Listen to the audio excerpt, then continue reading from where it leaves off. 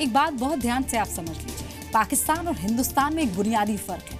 हिंदुस्तान की बंदूक के आगे पाकिस्तान के आतंकी, दहशतगर्द और घुसपैठी होते हैं, और पाकिस्तान के निशाने पर हिंदुस्तान की सरहद पर बसे बेकसूर मासूम नागरिक, आम लोग होते हैं। और इसका जीता जागता सबूत आज हम आपको दिखाएंगे। नौशहरा सेक्टर का वो स्कूल जहां रह रहे हैं 1200 परिवार। एक क्लासरूम, एक रूम में रहने को मजबूर है 65 परिवार। ये जद्दोजहद पढ़ने के लिए नहीं, पाकिस्तान के पाप के गोलों से बचने के लिए है।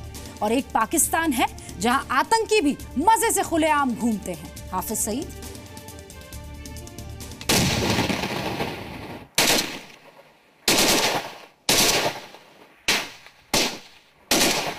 एलओसी पर आतंकियों के लगातार एनकाउंटर से परेशान पाकिस्तान ने जनरल बाजवा के इशारे पर बीते 24 घंटे के दौरान रामगढ़, भीमबर, मनकोट, बलनोई, कृष्णा घाटी और नौशहरा में संघर्ष विराम का उल्लंघन करते हुए भारी गोलाबारी की। गोलीबारी अब भी रुक रुक कर हो रही है।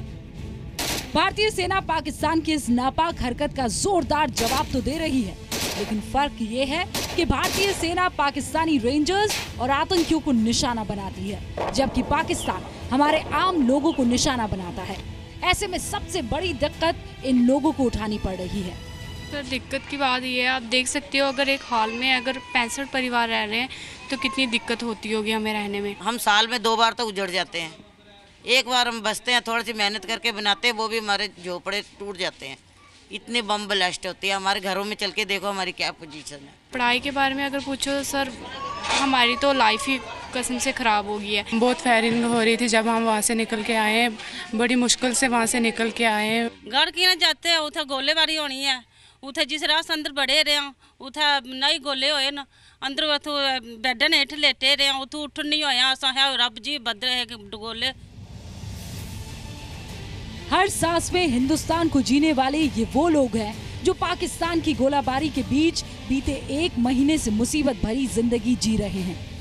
नौशहरा में बॉयज हायर सेकेंडरी स्कूल के एक कमरे में 65 परिवार बीते 1 महीने से रह रहे हैं। नौशहरा सेक्टर के बॉयज़ हाई सेकेंडरी स्कूल में लगा है ये हाल है। इस हाल में जो है लगभग 65 से ज़्यादा परिवार जो हैं वो पिछले 1 महीने से जो हैं अपनी ज़िंदगी गुजार रहे हैं। गैस यहीं है, स्टोव यहीं है, लकड़ियां जो जलाने के लिए हैं वो भी यहीं पे हैं, और लोग किस तरीके से जो है एक दूसरे के साथ जो है लगभग जुड़ के जो है यहाँ पे अपनी ज़िंदगी गुजार रहे हैं। यहाँ पे कितनी मुश्किलें हैं, यहाँ पे छोटे छोटे बच्चे हैं। मई में जब पाकिस्तान की तरफ से भारी गोलाबारी शुरू हुई थी, उसके बाद से काफी संख्या में एलओसी के आसपास लोग अपना घर-बार छोड़कर सुरक्षित स्थानों पर आ गए।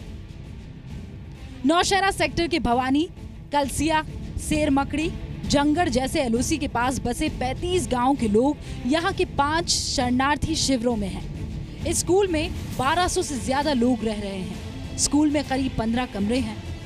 लोग खुद ही खाना बनाते हैं।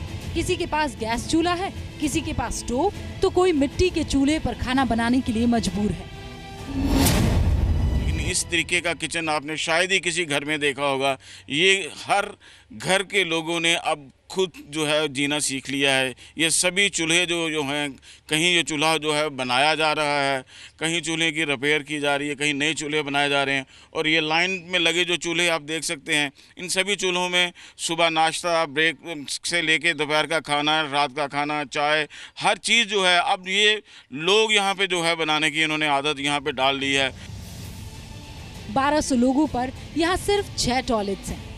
पीड़ितों का कहना है कि एक तरफ सीमा पार से हो रही गोलीबारी की वजह से वो अपने घर नहीं जा सकते, और यहाँ 1 महीने बाद भी सरकार की तरफ से कोई सुविधा नहीं बढ़ाई गई।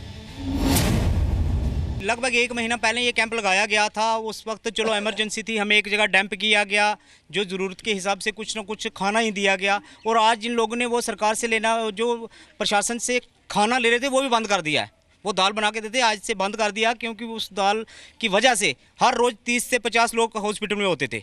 लेकिन हम लोग यहाँ इस तरह से मुश्किल में हैं कि एक हॉल में 65 फैमिलियाँ रह रही हैं, जहाँ सांस लेना भी मुश्किल है। बच्चों की पढ़ाई हो रही है, ख़राब हो रही है। उसके अलावा देखो जी, हमें तकरीबन 1 महीना गुजर चुका है यहाँ आए हुए, और उसके बाद ना तो राशन की तो सबसे ज़्यादा प्रॉब्लम है लोगों को।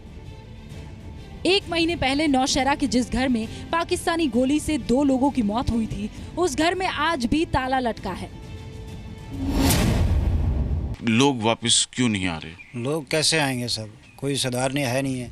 अब धीरे धीरे चल रहा है, फिर वैसे चलता है, तो लोगों ने यहाँ अपनी जानें थोड़ी देनी है। जानें बहुत कीमती हैं। पाकिस्तानी मोर्टार से छलनी ये दीवारें अब तक नहीं भरी। ये पाकिस्तान की तरफ से दागा गया 120 mm का मोर्टार था, और जिसने यहाँ पे इतना डैमेज किया, इतना नुकसान किया। और यहाँ पे एक बच्ची और एक बुजुर्ग की 2 लोगों की इस इलाके में मौत हुई। स्मॉल आर्म फायर हर समय चलता रहता है। उसी डर से लोग अपने घरों में वापस नहीं आ पा रहे हैं। स्कूलों में सन्नाटा है। अभिभावकों का ये सोचना भी तो जायज है कि बच्चों की जान बचेगी तभी तो पढ़ाई होगी। इन झूलों पे झूलने वाले बच्चे अभी तक वापस नहीं आए हैं। ये बच्चे 1 महीना पहले हुई पाकिस्तान की गोलाबारी के बाद से ये स्कूल छोड़ के जा चुके हैं। वो झूले आज यहाँ इंतज़ार कर रहे हैं उन बच्चों का। ये क्लासें इंतज़ार कर रही हैं कि ये दोबारा ये ताले खुलें और बच्चे फिर से इसी स्कूल में आएँ। भारतीय सेना हफ्ते में एक बार शरणार्थियों के लिए फ्री मेडिकल कैंप आयोजित करती है। मुफ्त में मरीजों का इलाज करती है।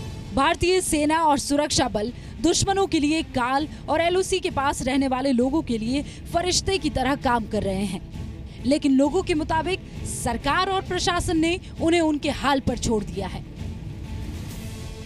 राजू केरनी के साथ ब्यूरो रिपोर्ट, जी मीडिया, नौशहरा, जम्मू।